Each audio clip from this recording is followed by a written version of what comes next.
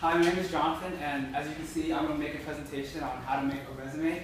But before I start my presentation, I want to give a brief background about myself. So this summer, I worked at Office Depot, and I got paid minimum wage, which was like a whopping $8.25 an hour.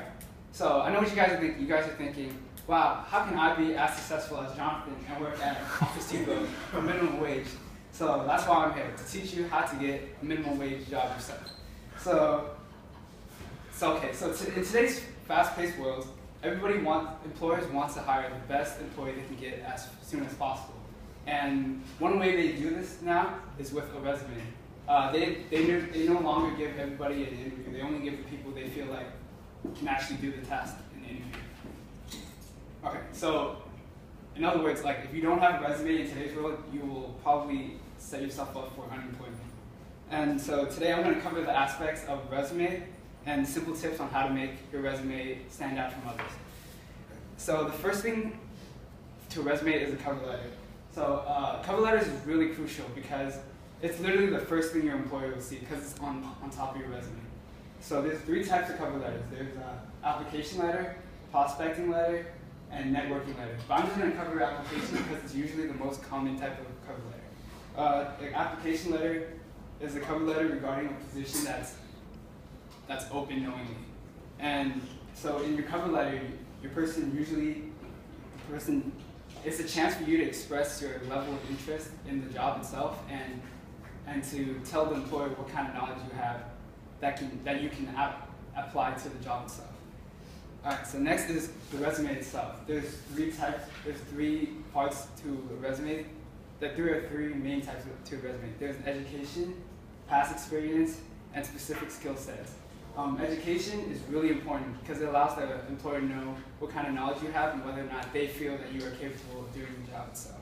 This is especially important post-college when you have your degree, and because some degrees are more important in certain aspects than another degree. For example, if you have an economics degree, then it would probably be more useful for a job in the financial district, whereas an art major won't have as much importance to a job in the financial district. So second is your past experience.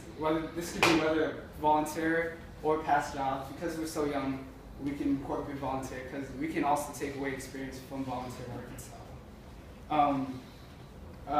And lastly is specific skill sets. We want to be specific because being vague won't tell the employer anything about us, and the employer will probably, because the employer doesn't know much about the employee, they won't hire or ask for an interview or follow-up. For example, you want to alter your skill set to the job itself. In a retail store, you want to say that your skills are like public speaking and communication, because you're going to utilize that versus you saying that you're good with Microsoft. You're not going to really use that for a retail job. So lastly, once you get all your stuff done, you want to smooth out your resume. So you want to keep your resume relatively brief. You don't want to have a 4-page resume because your employers are really busy. They're not going to go over everything you write down. So keep it like 1 or 2 pages at most, and so you ensure that your employer will read everything you want them to read. You want to be specific. First, like, don't write anything like, oh, team player or team player or good with customers. They want to know what you are really good at, and they want you to be specific. And lastly, it's okay to stretch the truth. When I mean by stretch the truth, I mean like use fancier terms.